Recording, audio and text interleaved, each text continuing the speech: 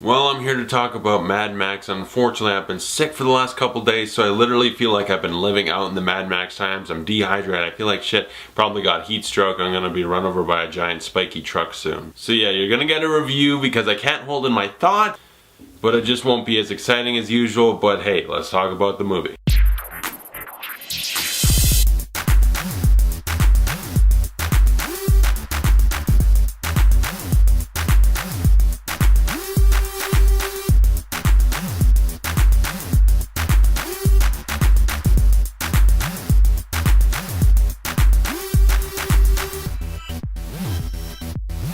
Mad Max Fury Road stars Tom Hardy, Charlize Theron, Nicholas Hoult, and it is directed by George Miller, the guy who made the original Mad Max trilogy, along with films like Babe and Babe 2 and both Happy Feet movies, which is, think about that, how odd is that? In this movie, Max teams up with some other people to beat up other people, and he sort of just wanders around, because he's the road warrior, he has no overall goals in life, he's just all about survival. So it's basically just a lot of car-on-car violence and stuff. But yeah, I want to talk about the original trilogy first real quick. I got it in the Steel book, so when the actual apocalypse comes, these will be protected. Now, talking about the old movies, again, the highlight is sort of the action and stuff, because Mel Gibson as Mad Max, he's great, he's like an iconic character at this point. But thinking back to the movies, like the first Mad Max, he's not even the star. He like almost seems like, oh, we should have this Mad Max in here. He seems like an afterthought, like, oh, right, he's supposed to be in there, he's supposed to be mad. It's just like, it doesn't even feel really all that apocalyptic. It almost feels like the apocalypse is coming. Eventually we'll get to Australia. Right now things are minorly bad, but it almost seems like a normal society for the most part. And there's some good action, but it's dated. It's 1979 they made the movie. They didn't have the budget. They couldn't even film everything they needed. The editing is where you notice it, because a lot, like, sped up parts, which that was just kind of a thing in old movies and stuff.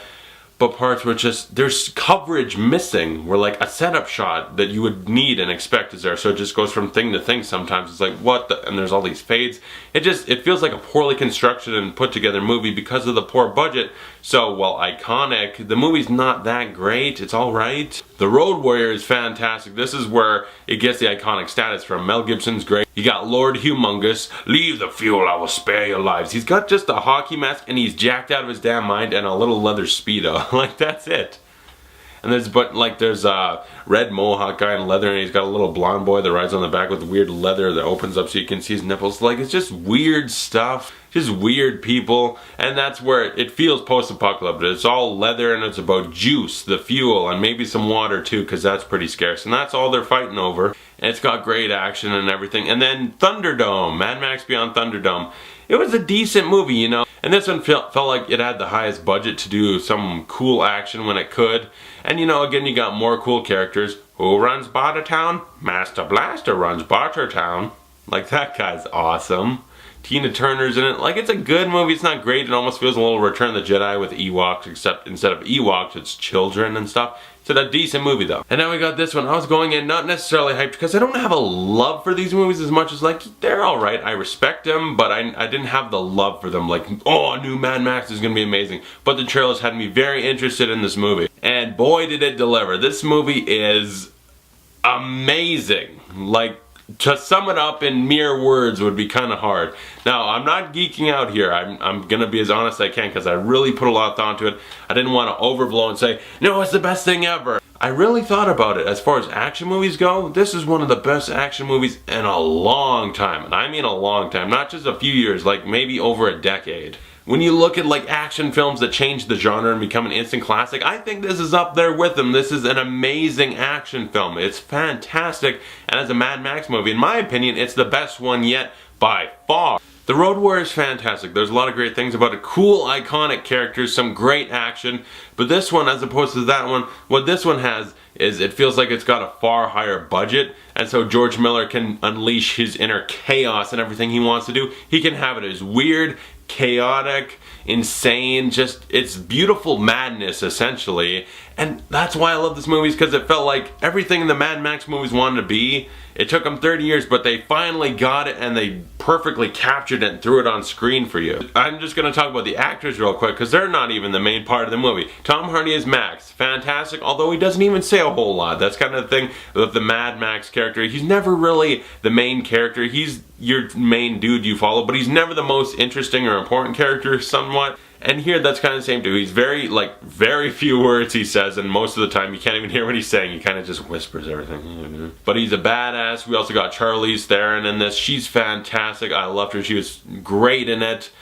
Nicholas Hoult also very freaking good. The villain, Toe Cutter from the original Mad Max movie, the same actor came back here to play Immortan Joe, who's got that weird, it's almost like Bane, because he speaks out of the breather thing. But he's awesome. You got some other cool villains. And you got this other guy, I guess, is the Immortan Joe's son character. He's just like a jacked ass. Like, if they put a hockey mask on him, he could have been, you know, Lord Humongous. It would have worked. Even though this is technically a sequel, I guess, or just set in the universe. Like, this is essentially something that happened to Max at one point or another. Maybe not after Thunderdome, but after the Road Warrior. It's just one of the things that happened to him eventually. And I think we're gonna get like maybe 3 more of these movies, which I love. I think take as long as you need to do it, because as long as it's as good as this, we're happy. As long as it's half as good as this, I'm happy, because this movie really is one of the landmark action films to come out in a long time. Everything that's wrong with action movies is missing from this. There's no terrible camera work, there's no shaky camera, quick editing. No, big, wide, long takes of just fantastic action. The cinematography in this too, great, vibrant colors. There's only 2 of them essentially, orange and blue. Blue at night, orange in day.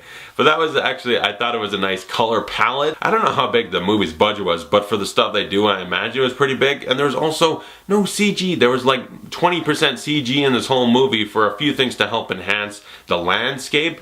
But all the cars destroying each other was all practical. And it's like, holy crap. Like, he spent, I think it was like 160 days on one scene alone of car destruction. It's like, yeah, you kind of need to. This movie probably took a long ass time to make, because there's so much involved in this beautiful car destruction. It's just cars driving really awesome, crashing into each other, blowing up, people jumping from car to car, all these amazing stunts. It's all fantastic. I love it. It was, as I said before, beautiful chaos and madness. So yeah, the highlight of this movie is just some crazy, insane action, and something that helps us, even though the characters, some are more interesting than others, but they're all cool and weird characters. They're all just strange and unique by the design, and that's what I love. It feels like they were just able to go as crazy as they want, like all the pale dudes with the black face paint, Immortan Joe and his design. Like, everyone had these cool, weird little ticks to them. There's like really weird characters in this that you just look, you don't even need them to ever say anything. You look at them and you get, like, I get that guy.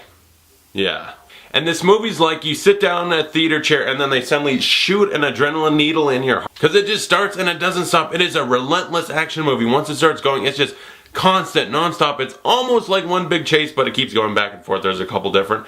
But like with a few scenes to like let you breathe and like calm down, like, oh, that's a lot. Because it just, they keep going long, amazing action sequences. It was amazing, fantastic, well directed.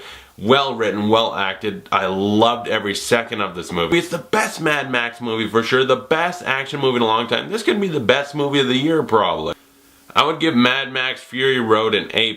Just, oh my god, wow. They really, if they want to do 3 more, because I heard Tom Hardy signed on to do 3 more sequels, I am so open and ready. After this, it's like, George Miller, you're 70 years old. You want to do 3 more of these? Sign me up, because you can clearly do an amazing action film that has nothing shitty about it. It's a practically perfect film. I want to see more of this, for sure. So comment below, tell me what you thought of Mad Max Fury Road, and thanks for watching. I'll see you guys later when I review Pitch Perfect. I'll get that uploaded after this one. I saw them on the same day. Mad Max and Pitch Perfect 2. Which one I like better? I guess watch that video to find out. And thanks for watching. I'll see you guys later.